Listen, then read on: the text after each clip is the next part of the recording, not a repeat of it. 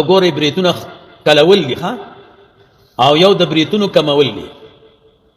د بریتونو کلول په حدیث کې نه دی راغلی.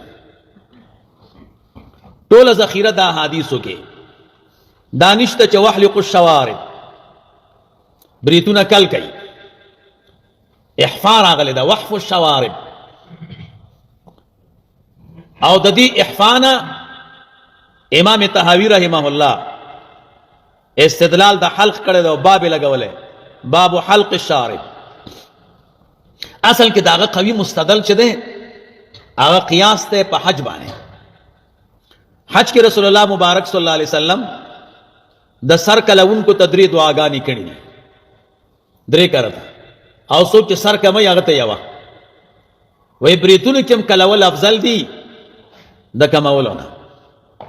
استدلال کې بیا دا حدیث مو او احفاء حلق ته نه وي احفاء عربي لفظ ده.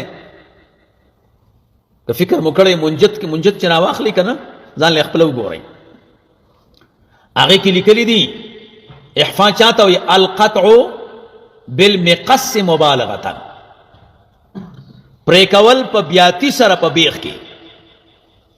اول تک فکر مکړې شکلونه مر کړی دي بیا دا مقص ته پاره زه وګورئ ته بیاتی لیکلې دلان ته لانی مقص لیکلې مقص بیاتی ته وي کوم شی چې کلی هغه لاندې لیکلي محلق چې بیا شکلونو ته ورکوي نو بیا د تخکاری چاړه پکې راځي.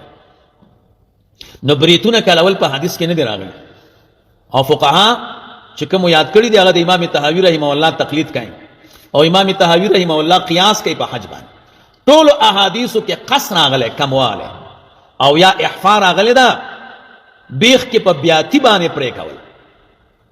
زمونږ بعض علما وایي که سړی ځواني نو دې په قص عملو کې او که سپینګری دا په احفاء عملو کې حلق نه ګوره په احفاء دې عملو کې. خو بریتونه پرې خودل زینت ته او چې کله کې نو سم تروخ کاری کنه داسې. عمر فاروق سے بغدو د بریتونه پرې چا ورته دا ویلی وليكون اهيب في عين العدو چې دشمن پسترګو کې خمو هیب ښکار. امام مالک رحمه الله فرمایي چا بریتونه کم کړو زبردست کو تک براوالی او د املا ته ورته ونیسي. صوفیه کرامو کې تفسیر روح البیان کې راغلي دي هغه کې وایي د بریتونو حلق داسې ګناه ده لکه د ګیري فحلقه بدعه كحلق اللحيه. او دا د جلالین شریف په حاشیه راغلي دي دی به کلمات لاندې چې هر تفسیر راغلي نو په حلق به رد کړي او اثبات به د قص کړي.